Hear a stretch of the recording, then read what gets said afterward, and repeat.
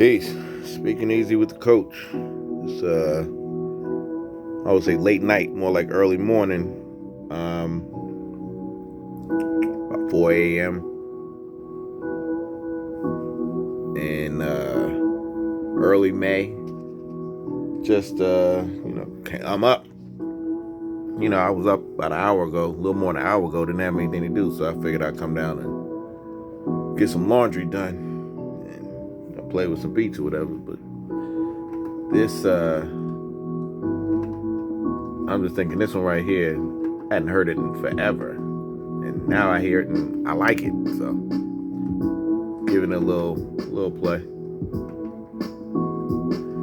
But untold stories. I'm thinking I haven't told a story in a minute. And this is like, it's not a story. It's just like an overall. I'm thinking I had already spoken on how when I got into open mics and venues and booking performances and whatnot, and beat battles and DJ battles and all of that. I was never really into it when people start 18, 20, 22. I wasn't into the scene then, and I was in school, so it wasn't until later on when I was like my late 20s when I got into programming shows, promoting shows, venues, and things of that nature. But what it was cool, and once we got, the run was solid, the run was steady and consistent. I remember people was like, "Hey, what's for the next show? What's for the next show?" And it got to a point where I said, if it wasn't fun, I didn't want to do it anymore. If it felt like a job, then I didn't want to do it. So it was a good 7-8 year run. It was very, very consistent for about 7 to 8 years, and it could have gone on.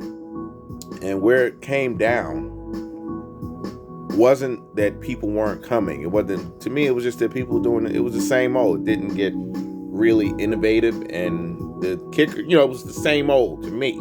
To other people, it was like, oh, it was, I never been anything. We got new people to come and what, but to me, it was the same. And the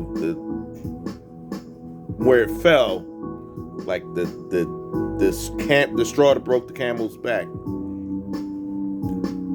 One night, I remember I played a beat. I got the beat here, but I'm not playing it. But I played a beat, and some kid said, he got up to rhyme, and he was like, oh man, he gonna play some old sad type of beat when I rhyme. And I was thinking, well, the beat was cool. I'm gonna play it another time. But it was real cool. But something where if you had stories, deep stories about certain things, it would complement it perfectly.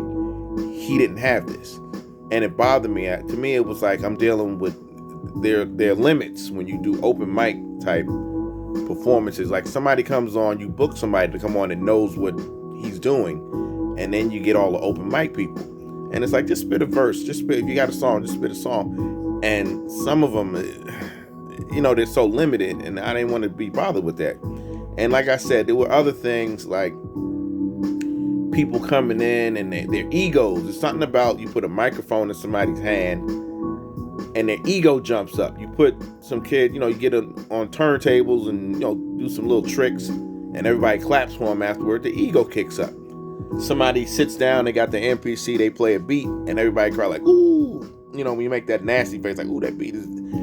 And people's egos kick up, and it's like, you got to stay humble. You got to go home and get back and build and get on your notepad and keep writing. And you got to remember, just because you got those claps, that was just that one night. You got a long way to go to develop as an artist, and a lot of these artists didn't really develop.